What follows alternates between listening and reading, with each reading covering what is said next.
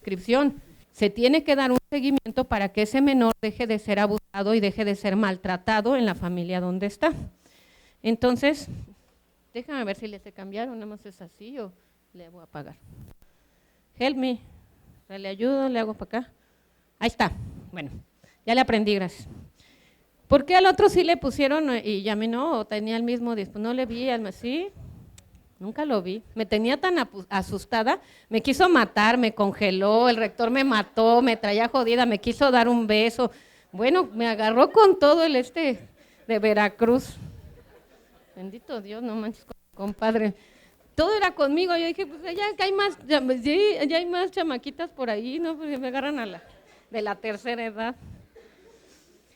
Pues esto, lo que hablamos en esta parte, ¿no? Estos conceptos y cuando les dije todas las características de los derechos humanos, estamos hablando nada más y nada menos de que ellos protegen la dignidad humana y esa característica es la que nos representa que nosotros podamos atender a una prerrogativa de paz. ¿Ok? Entonces, nosotros con esa protección buscamos tener una convivencia pacífica, buscamos que no existan conflictos, pero ¿qué pasa cuando existen contextos en donde se ponen en estado de vulnerabilidad? Ahí les voy a explicar cuáles son esos contextos para entrar al tema de la desaparición forzada de personas.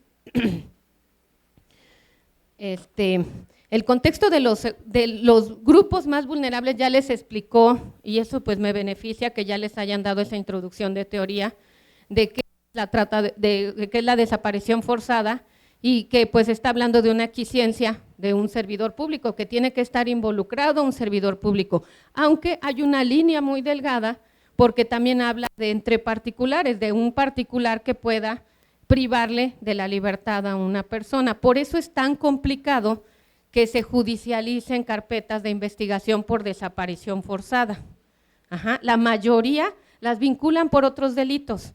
De hecho, aquí en nuestra fiscalía les voy a platicar que hace unos días estuve con la licenciada Zaira Lulo, que es la coordinadora de desaparición forzada aquí en el estado, es la que lleva esa fiscalía, y ella hablaba de 2 carpetas judicializadas por desaparición forzada. Porque la mayoría se van por secuestro, por privación de la libertad, por otros tipos de delitos, por trata de personas, que es también un delito que está muy ligado, ¿sí? Entonces, de los sectores más vulnerables, nosotros tenemos a los migrantes. Los migrantes son víctimas de abuso, de extorsiones, los coluden con organizaciones criminales, los someten a veces a agresiones físicas, sexuales. Son un sector muy vulnerable para este delito. Hay carpetas de investigación donde pues ellos son un sector que se focaliza dentro de estas problemáticas. ¿Cuáles otras? Las mujeres. Las mujeres también, cuando nosotros estamos hablando que muchas de ellas están ligadas a la trata de personas, están los asuntos de los feminicidios, que ustedes pueden saber que dentro del Estado ahorita se tiene una alerta de violencia de género, ¿sí lo saben? Son de prepa, todavía no saben nada.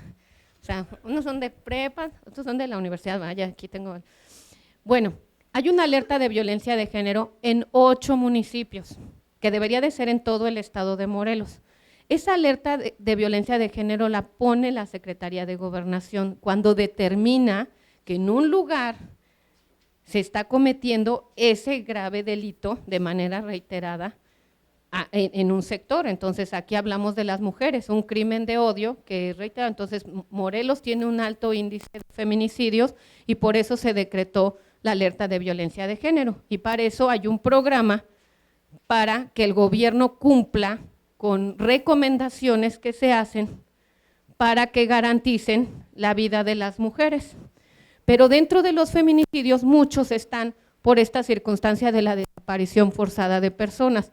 Las mujeres las pueden obligar a prostituirse, a vender droga, a delinquir y muchas veces son ellas las que se ven víctimas de la desaparición forzada de personas. También otro sector que es muy vulnerable son los periodistas. ¿Por qué creen que ellos puedan ser también un sector vulnerable? Hablamos de migrantes, de mujeres, pero los periodistas. Porque Ajá, porque realmente el compromiso que ellos tienen de investigación, de la libertad de expresión, de poder dar información de los casos, los hace muy vulnerables, sobre todo los que cubren esa nota roja y los que tienen que ventilar situaciones de desaparición forzada, en donde están involucrados pues servidores públicos por acción o omisión. Entonces también aquí en Morelos se tiene un mecanismo, ese mecanismo de agravio a periodistas es para que efectivamente, o sea, le estoy hablando de los mecanismos que se tienen con la desaparición forzada de personas. Ese mecanismo se activa cuando un periodista se siente agredido. Hace poco hubo uno en el centro que fue muy sonado y les hablo porque ustedes son millennials de su tiempo. Sí supieron que en el pleno Zócalo le dispararon a un periodista. Estaban hablando de un tema muy delicado en el estado de Morelos, bueno, también son parte de los comerciantes, pero también se iba a ver ese día el tema de la termoeléctrica en Huesca. Y del tema de la termoeléctrica hay una víctima que refieren que fue desaparición forzada de persona, que es Samir Flores, un activista que se oponía a que se hiciera los trabajos de la termoeléctrica. Y si saben qué significa la termoeléctrica o para qué demonios van a ponerla en Huesca y qué es lo que representa para todas esas comunidades que se rigen por usos y costumbres y que realmente tienen una problemática grave en su comunidad y ellos no quieren que les quiten el agua, que haya un daño ecológico y además nunca se socializó eso. Vino el presidente de la República y dijo que se iba a echar a andar la termoeléctrica. Entonces, ese es un caso emblemático de desaparición forzada en nuestro estado, el caso de Samir Flores. Y se pide y se exige al gobierno pues que se investigue y que se sancione a los responsables de este activista que desapareció. Pero así les comento que los periodistas pues es un sector vulnerable que está sujeto a que tengan ese tipo de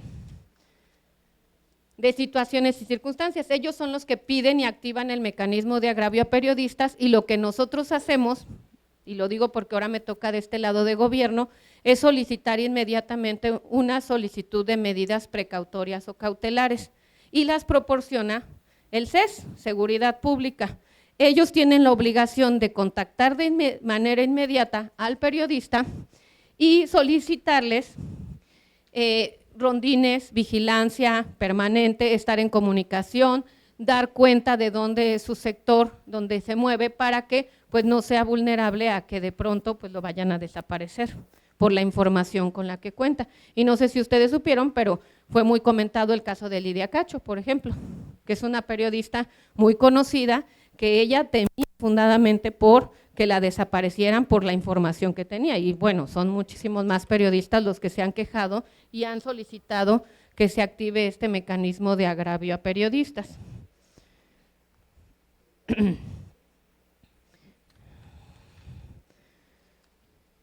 Dentro de otros casos, bueno, le voy a adelantar porque esto ya me estoy quedando aquí.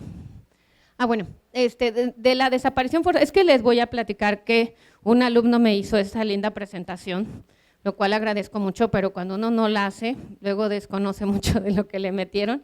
Entonces, existen, dentro de los derechos humanos existen pactos, tratados y convenios internacionales que son materia ya obligada de México. Son convenciones internacionales y la desaparición forzada las tiene. Ese es el 133 de la Constitución, donde enmarca cuando México se tiene que adherir a esos pactos y convenios internacionales que ya han sido suscritos. Bueno, estas son las modalidades que se tienen para la desaparición forzada. Y lo que se está hablando es que en la mayoría de sus casos, pues se tiene que ver con la delincuencia organizada. Debe de haber un arresto, una detención, puede ser el secuestro o alguna otra forma de la privación de la libertad, pero tiene que estar involucrado un servidor público. Yo le ponía un ejemplo a la Ministerio Público de Desaparición Forzada y le decía, oye, por ejemplo, si un síndico está casado, el síndico es un servidor público de un municipio, está casado y diario golpea a su esposa, y su esposa trata de huir, y el síndico, para que no se den cuenta y para que no vean que la anda golpeando y todo, la detiene, la somete y la mata. Sería desaparición forzada porque es un servidor público. ¿Qué creen que me contestó? ¿Por qué? ¿Por qué? Es un servidor público y ahí dice, debe de estar un servidor público. Yo le dije, pues el síndico mató a su esposa. Entonces, efectivamente, la fiscal de desaparición dice, no entra porque debe de ser además en el ámbito de su trabajo, en la actividad de su trabajo. Esa es una cuestión privada, de su vida privada. Entonces, cuando no está dentro de su ámbito laboral, no puede ser desaparición forzada. Por eso es una línea tan delgada y entonces corresponde a una desaparición por particulares. Aquí en Morelos se tiene tres oficinas de desaparición forzada de personas, 3 agencias de desaparición forzada. Tenemos aquí en Cuernavaca, que es donde estaba el Instituto de la Mujer, si ustedes se ubican enfrente de Las Palmas, ahí está las oficinas de la Fiscalía de Desaparición Forzada. También hay en Cuautla y en Jojutla, siempre se ponen en la región sur y oriente, es donde se tienen oficinas. Y se supone que ellos se encargan de coordinarse con todos los estados de la República cuando hay este tipo de desaparición. Ahorita dentro de gobierno nosotros estamos viendo, por ejemplo, algunos asuntos, que a ver, déjame ver, ojalá si estén, ahí está, mira, algunos asuntos que, bueno, este es uno emblemático que hubo del caso de Yetro Ramsés, que ustedes se han de acordar que sucedió en el 2011. ¿Se acuerdan de este joven Yetro Ramsés que fue a una feria? Estaba aquí en la feria, andaba cheleando, se estaba echando desmadre con sus amigos y todo iba muy bien, hasta que se le ocurrió al compadre decir que él era de los Guerreros Unidos o de los Rojos. Entonces lo escucharon los policías preventivos de la feria y lo sacaron de la feria. Esa es la versión que hay, de que lo sacaron de la feria y los preventivos lo pusieron en manos de policía municipal. La policía municipal, como él refería estar ligado a una banda de narcos, pues se los dio a manos de los militares. Los militares se lo llevaron a la 24ª zona militar y ahí lo estuvieron torturando hasta que se le pasó la mano y lo mataron. Este caso lo llevó la Comisión de Derechos Humanos porque hicimos una recomendación que fue muy emblemática en el estado por ser el primer caso de desaparición forzada en Morelos. El joven apareció en un poblado de Guerrero, por Puebla, entre Puebla. Mire, le sabe. Y el asunto lo llevó Cipriano. Cipriano se acercó a la comisión y él estuvo al pendiente incluso para que las fuerzas castrenses y los militares, que esa es una controversia también, no fueran juzgados por los tribunales militares, sino por los tribunales civiles, ya como civiles. Entonces, esa es una de las cuestiones emblemáticas que hay de la legislación y que se tiene que hacer, porque la mayoría de los que a veces están involucrados dentro de estas circunstancias de la desaparición forzada son las fuerzas castrenses. Y por eso mucha gente no quería que se hiciera la Guardia Nacional. Por eso muchas de las personas querían que ellos no participen en cuestiones que les corresponda a las policías estatales, municipales, federales. Cuando se hizo el mando único, que era un mando coordinado entre todas las policías, fue muy problemático. Realmente se cometieron muchos abusos y muchos excesos con la ciudadanía y no había un control de mando. La policía de proximidad es la que está en tu municipio, que tú conoces y es la que rige, lógicamente, el 115, que es el presidente municipal, el que debe de llevar esa policía y resguardar el municipio en donde está. Pero, pues como eran policías que podían entrar y salir dentro de un estado y de un municipio, pues eso permitió que se hicieran muchos conflictos armados. No sé si ustedes se acuerdan que hubo muchas guerrillas, muchos sectores que se armaron, incluso ya había en Huitzilac, en muchos sectores en donde ellos decidieron proteger su propio municipio y armarse. Y entonces ya no estaban reconociendo al mando único como la policía que debía de resguardar el orden. Eso fue también de las problemáticas. Otro asunto, pues bueno, que todos conocemos fue el de Ayotzinapa, el de los 43, el de los estudiantes, y cómo esos podemos destacar muchos, porque de ahí, no sé si ustedes recordarán que parte de lo que es la desaparición forzada viene de la guerra sucia, que eso es una problemática que sucedió en los 70s, en los 80s. Ajá. Entonces, esa problemática que sucedió en Guerrero fue lo que detonó que muchas personas estuvieran desaparecidas. Incluso ahorita les voy a leer parte de una recomendación que emite la Comisión Nacional de Derechos Humanos, que es la primera recomendación que emite, y que eso genera que se hagan unas mesas de trabajo muy importantes y se arme un comité para la defensa, la protección y todo de lo que es la desaparición forzada de personas. Y de ese se hacen todos los acuerdos generales que se emitieron por parte de la Comisión Nacional de Derechos Humanos. Dentro de la Comisión Nacional de Derechos Humanos hay un área que se llama PREDES. Se creó cuando se elevaron a rango constitucional los derechos humanos en el 92. Entonces, esa área de PREDES no funcionaba bien porque todavía no se tenía la autonomía de la Comisión de Derechos Humanos hasta que se le generó esa autonomía que ahora tiene, que esperemos que no se acabe con esta señora Ibarra, ¿verdad? Porque bueno, ya quién sabe qué tan autónoma vaya a ser.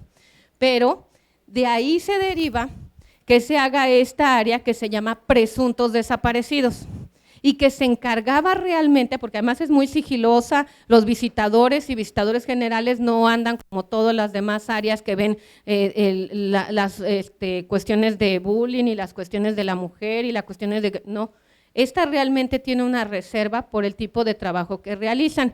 Y ellos se fueron a Toyac, a Guerrero, a ver el caso de lo que les estoy comentando que sucedió en esa guerra sucia, que fue más que nada, así como lo de Ayotzinapa, una represión a mucha gente que estaba inconforme con cuestiones también políticas de ese municipio y cuestiones también de discriminación y de represión que se tenía, y fueron mucha gente, ahí hablan ya de más de 500 desaparecidos, y que se tienen probados. Ese presidente en aquel entonces era Gustavo Díaz Ordaz, si no me equivoco. Ese presidente entrega toda la información, se supone, que después Luis Echeverría la pasa y luego se la entregan a la Comisión Nacional de Derechos Humanos en el tiempo de Soberanes para que él determine una responsabilidad. Por eso la recomendación se emite hasta el tiempo de Vicente Fox.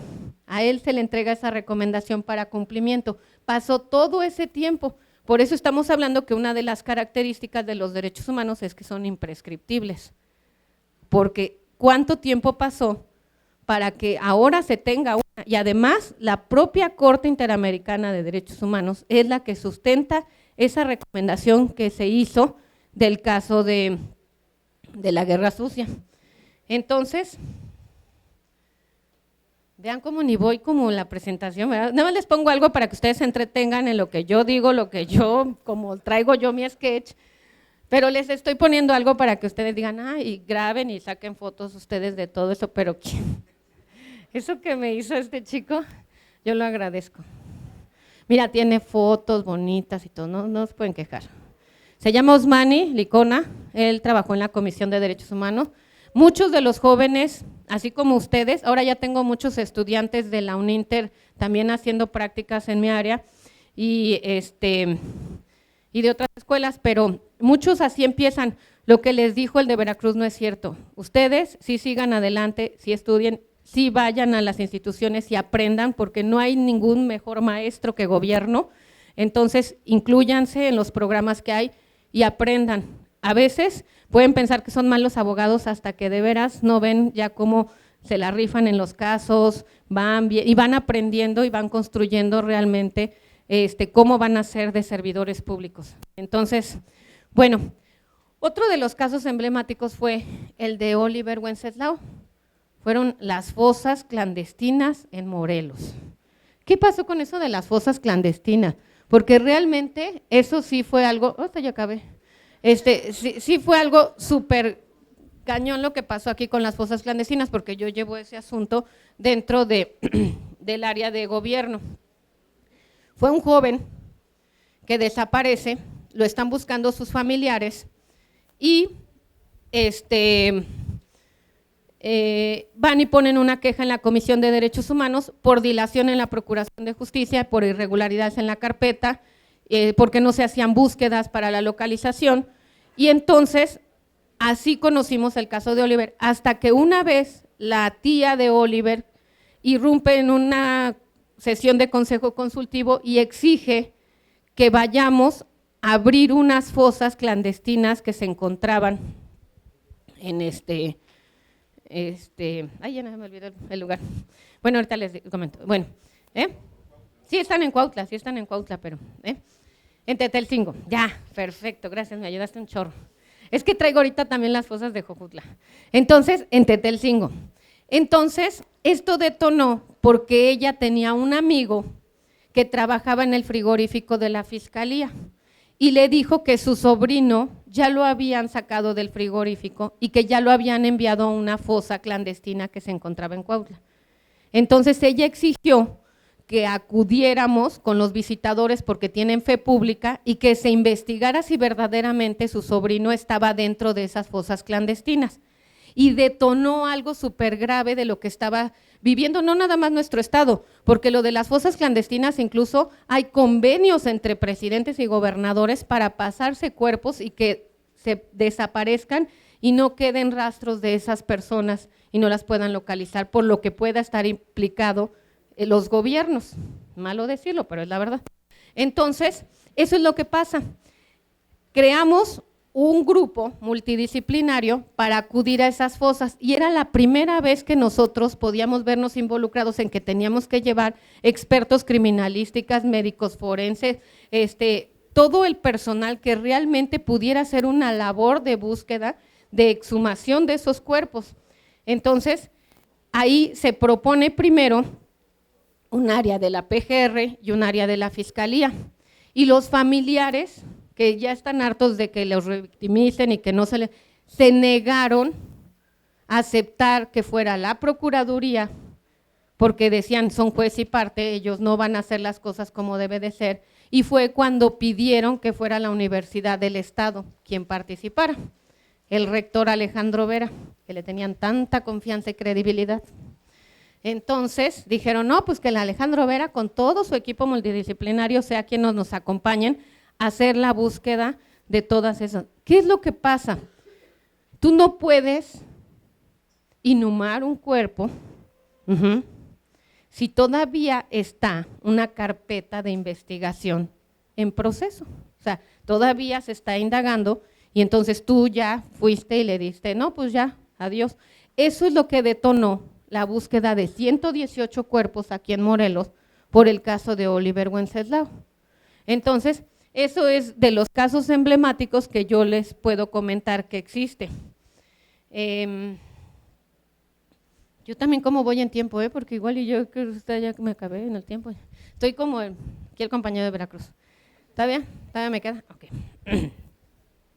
Entonces, bueno, estoy súper mal de la garganta, pero bueno, lo de la recomendación, cuando nosotros se hace una recomendación, esas recomendaciones llevan un seguimiento, llevan una forma de hacer, tiene unos hechos, unas evidencias, ¿verdad? ¿Ya te lo sabes todo, hija? ¿Sí? Vas a exponer en la siguiente clase y no te lo sabes, Fer. Bueno, lleva unos hechos, unas evidencias, unas observaciones, una situación jurídica y los puntos recomendatorios, ¿verdad? Tú ya tienes terminada la tuya para exponer el día lunes. Okay. Entonces, eso es como se hace toda una recomendación. y realmente tiene un peso muy importante porque todas las recomendaciones son, aunque no son vinculatorias, son prueba plena en cualquier juicio. La mayoría de los abogados solicitan las recomendaciones de las comisiones de derechos humanos porque les sirven los juicios. ¿Por qué?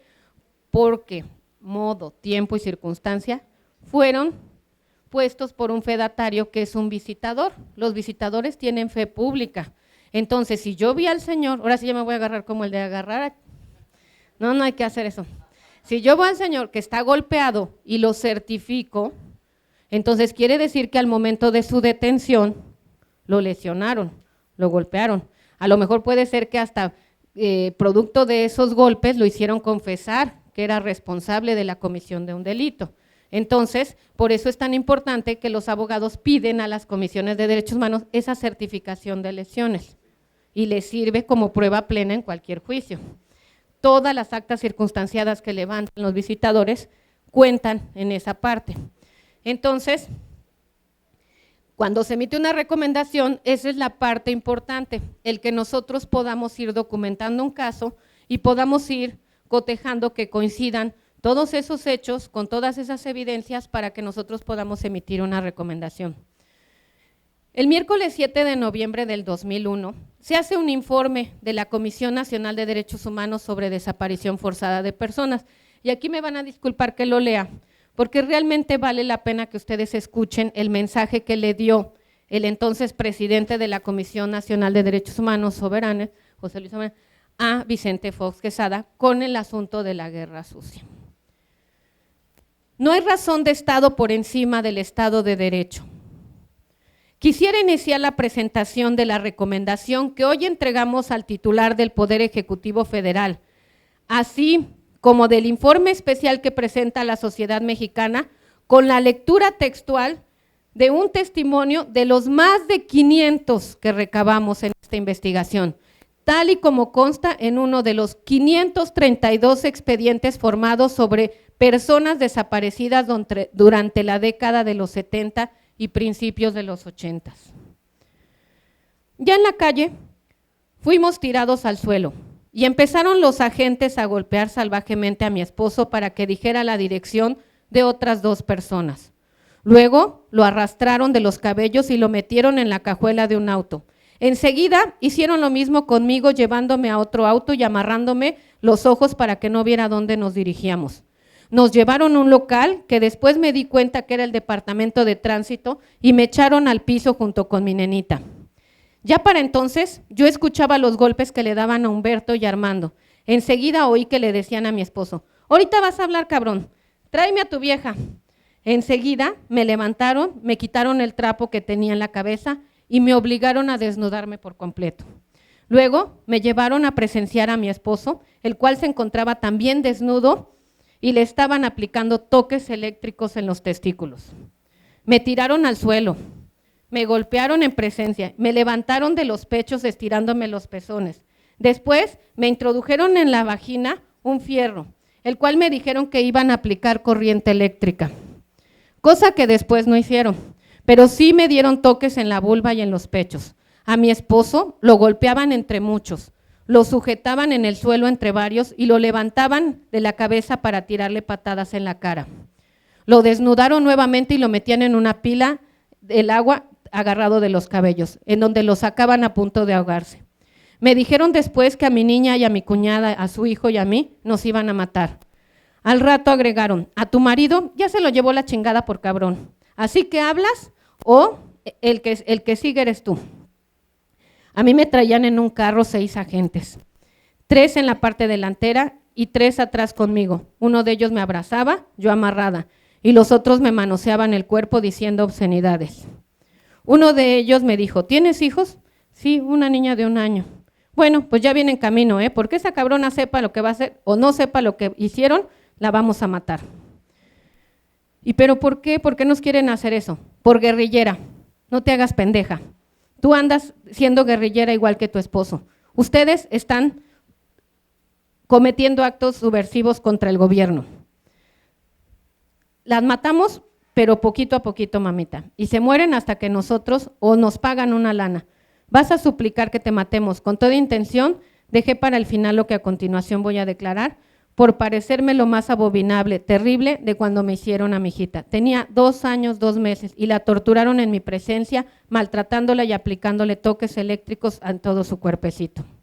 El testimonio que acabamos de escuchar revela por sí mismo la dimensión y la gravedad del tema que nos ocupa, ya que remite la experiencia sumamente dolorosa y traumática en la vida nacional. Quisiera que los familiares y testigos supieran que leerlo fue una forma de hacerlo nuestro y para proteger a todas las víctimas. La recomendación se entrega directamente al presidente, siempre se entrega al superior jerárquico, y en lo que se pide son las medidas de reparación de daño. Efectivamente fueron 500 casos que fueron parecidos a este que narró esta persona, de cómo los torturaban, de cómo los encerraban, de cómo fueron mutilados muchos de sus cuerpos, de cuántos no han aparecido. Y pues lógicamente muchas de las víctimas lo que piden es que haya una reparación de daño. Este es otro trabajo que nosotros estamos haciendo dentro de gobierno. Estamos trabajando de la mano con la SEAP y la Comisión de Búsqueda de Personas, que va a ser el tema que siga después de mí, para que ustedes sepan los protocolos que se siguen. Tenemos el protocolo de Estambul, que es en contra de la tortura. Tenemos el protocolo Minnesota, que es para el trato adecuado de los cuerpos que son ejecutados. Y esos protocolos que se deben de seguir, déjenme ver si me… y el protocolo de ALBA. El protocolo de ALBA se hizo también para salvaguardar, en cuanto se desaparece una niña o una mujer, inmediatamente se pueda subir a esa plataforma. Lo que conlleva ahorita el trabajo que se tiene que hacer y los retos de gobierno es hacer que esa plataforma no funcione como la plataforma México, que rápido, como la Alerta Amber, que se sube, tiene 72 horas, se investiga y si no se baja. Es un software especial en donde se va a hacer un registro efectivo con unas cédulas de identificación, como lo dijo el compañero abogado, en donde sea mucho más fácil poder rastrear a una persona desaparecida, sea de forma inmediata y se pueda inmediatamente coadyuvar con todas las autoridades de los estados y de otros municipios para que se pueda dar rápidamente la localización de una persona. Entonces, lo que nosotros hemos estado haciendo ahorita es trabajar con la SEAP para que se puedan dar esas medidas de compensación, de restitución y de reparación de daño, que es lo complicado porque no todos los estados asignan un presupuesto a esa comisión de víctimas. Entonces, Morelos ahorita ya se le entregaron 34 millones, porque además ha sido histórico que se haya entregado un presupuesto de esa magnitud para poder hacer las reparaciones del daño. El día de hoy, por ejemplo, a mí me tocó, estoy yo representando al secretario de Gobierno, en esas firmas de todas las cartas. ¿Qué tiene que hacer la víctima? Tiene que acudir primero a la fiscalía para solicitar que la fiscalía te dé una acreditación de que eres víctima, te dé una hoja donde te dice que tú fuiste víctima de la comisión de un delito. Con esa acreditación, entonces, tú ya puedes ir a la SEAP y iniciar tu trámite para que te puedan dar esas medidas de restitución y te puedan asesorar jurídicamente para que tú puedas recibir una reparación de daño. Esas cuantificaciones las hace la propia Fiscalía y las hace también las comisiones de derechos humanos, y ya se tienen cuantificaciones de muchos de los casos. Por ejemplo, el caso que les comenté de las fosas de Oliver Wenceslao, ese lo atrajo la SEAP Nacional, y la SEAP Nacional va a ser quien va a indemnizar a esas víctimas que encontraron dentro de esas fosas clandestinas en Cuautla, que todavía es una deuda, y que también están en Jojutla, que también se tiene que investigar, porque allá también hay un frigorífico en donde nada más debían de caber 30 y ahorita hay 85 cuerpos que tiene que sacar la Fiscalía y determinar pues dónde va a ser. Ahorita están poniéndolos en unas gavetas a raíz de que se hizo todo este avance de este equipo multidisciplinario, y se están llevando unas gavetas especiales donde tienen su número de carpeta de investigación, su seguimiento, y para que ya no cometan nuevamente pues esa atrocidad que hicieron con Oliver. Más o menos así les puedo explicar el contexto. Hay muchos casos dentro del área de derechos humanos. Ahora a nosotros nos toca estar de este lado, como les digo, me toca estar defendiendo a los servidores públicos, que no quiere decir que los defienda, simple y sencillamente nos toca capacitarlos para que ellos realmente puedan entregar informes que sustenten sus actos para que no existan violaciones a derechos humanos. Estamos capacitando a la policía para que tengan conocimiento de ese protocolo de Estambul, del uso legítimo de la fuerza, del código de ética policial, para que no cometan esos excesos en contra de la ciudadanía. Por mi parte, pues ha sido todo. Muchísimas gracias a la UNINTER por invitarme y pues, ¿qué les puedo decir? Al rector. Y pues espero que sí haya sido claro. Si tienen alguna duda,